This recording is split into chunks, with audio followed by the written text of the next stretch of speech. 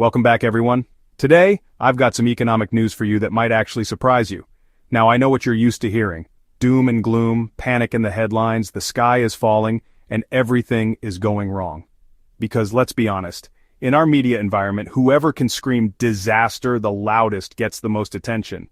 But what if I told you that behind all the noise, the real numbers actually tell a very different story? Well, buckle up, because that's exactly what we're going to talk about today. Let's start right here in Canada. According to data reported by Yahoo Finance and Reuters, after 3 straight months of contraction, Canada's GDP finally rebounded in July, up by 0.2%. Now you might say, quote, 0.2% doesn't sound like much, but that's a monthly number. Annualized, we're looking at around 2.4% growth. That's real momentum, and it's especially impressive given all the global headwinds we're facing. What's even more interesting is which sectors are driving this growth. Manufacturing, wholesale trade, and, wait for it, mining and oil and gas extraction. Yes, the very sectors we've been told for years were on the verge of collapse or being destroyed. They're not only alive, they're showing real strength. Mining, oil, and gas extraction jumped 1.4%. Manufacturing, which makes up almost a tenth of Canada's entire GDP, grew by 0.7%, the second fastest expansion.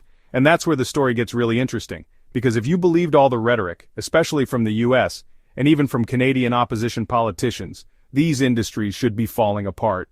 Instead, they're adapting, surviving, and in some cases, thriving. So why is this happening?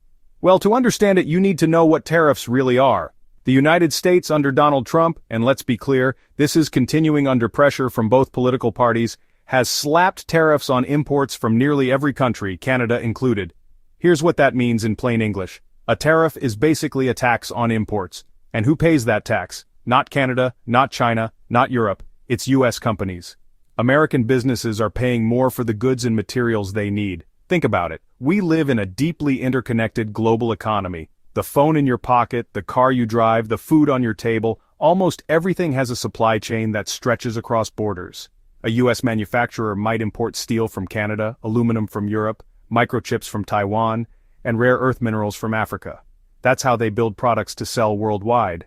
Now, suddenly, every one of those imports costs more. What do US companies do? 2 things. First, they lay people off to cut costs. Second, they raise prices.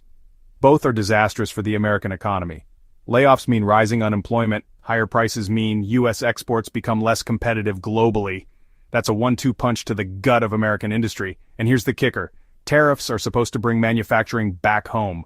That was Trump's promise. Make it so expensive to produce abroad that companies will rush back to American soil. But reality doesn't work that way. Instead, these policies are driving companies to set up shop somewhere else entirely. Sometimes in Canada, sometimes in Europe, sometimes in Asia. Let me give you a concrete example. Ford Motor Company just announced it's spending $3 billion to expand its Oakville plant in Ontario to build F-Series pickups starting in 2026. Now think about that. Donald Trump said repeatedly, "I'll slap tariffs on you until you bring your factories back to America." But what did Ford actually do? They looked at the numbers. If they produce these trucks in the US, they'd have to import engines, steel, aluminum, and countless other parts. And every one of those imports would get hit with a tariff. Their costs would skyrocket. Instead, they chose Canada. In Oakville, they can source engines from Windsor, parts from Canadian suppliers, and avoid crossing the tariff wall altogether. They can build efficiently and sell to both Canadian and global markets.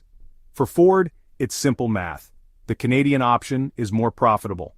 So while the rhetoric out of Washington was all about jobs rushing back, the reality is very different. Those jobs are crossing the border, but they're rushing north, not south. Another example, a major agricultural equipment manufacturer, Claas, recently announced it's shifting production of its combine harvesters for the Canadian market out of the US and into Germany. Why? Same story. Their Nebraska facility was subject to tariffs on imported parts. Building in Germany is cheaper, more predictable, and still allows them to sell into Canada, so Canadian farmers will be buying German-built machinery instead of US-built. That's world trade in action. Companies don't sit around waiting for politicians to fix things. They adjust, they reconfigure supply chains, they move, and they always follow profitability. This isn't even new. Look at Tesla. It started in California, It built cars in the US, but when it wanted to scale up globally, especially in China, building in the US was simply too expensive. So today, Tesla's biggest factory isn't in America, it's in Shanghai. Tariffs didn't stop this, they accelerated it. Because when you make production in the US more costly, companies don't say, oh well, let's go back home. They say, where else can we go? And that elsewhere often benefits Canada, Europe, or Asia.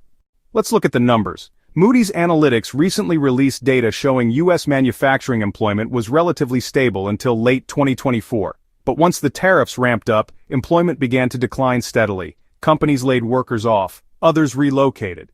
The US Bureau of Labor Statistics, which by the way, Trump tried to silence by firing its head, shows the same trend. The very industries tariffs were supposed to save, mining, construction, manufacturing, wholesale trade, are the ones bleeding jobs right now. Meanwhile, Canada's largest port in Vancouver reported a record 13% increase in cargo volume in the first half of 2025 compared to the year before. In other words, as the US shuts itself off, Canada is becoming more central to global trade. And it's not just goods, it's people. The US recently raised the price of its work visa from $4,000 to $100,000. Yes, you heard that right, from $4,000 to $100,000. The idea? We'll make more money and protect American jobs. The reality? Highly skilled tech workers are packing their bags and heading to Canada instead.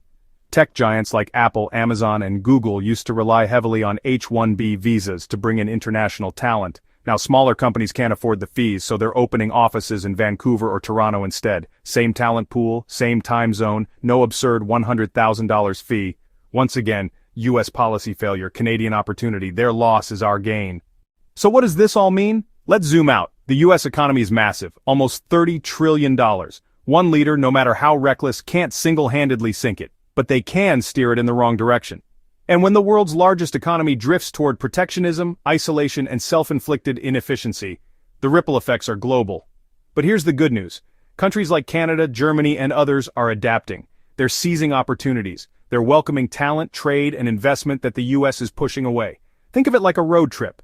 You're cruising along smoothly when suddenly a reckless driver swerves into your lane. What do? You don't crash. You adjust. You slow down, change lanes, and keep moving toward your destination. That's the global economy right now. The US may be swerving, but the rest of the world is recalibrating and moving forward. So, to sum it up, Canada's economy is rebounding. Tariffs aren't saving US jobs, they're pushing them away. Companies like Ford and Class are choosing Canada and Europe over the US. Talent is fleeing expensive US visas for Canada's more open system. The global economy is adapting while the US drifts toward isolation. And the ultimate irony, all of this was entirely predictable. Tariffs don't strengthen competitiveness, they undermine it. Protectionism doesn't bring prosperity, it exports it, or as I like to put it, their stupidity is our gain. Now, before I wrap up, I want to hear from you. Do you think tariffs ever work in the long run, or are they just political theater dressed up as economic policy? Drop your thoughts in the comments below. I read every single one of them. And if you've enjoyed this breakdown, if you value this kind of deep dive analysis that cuts through the media noise, please take a moment to hit that like button, subscribe to the channel, and turn on notifications so you don't miss the next one. Your support keeps this channel alive, and it means the world to me. Thanks for watching, stay informed, and as always, I'll see you in the next video.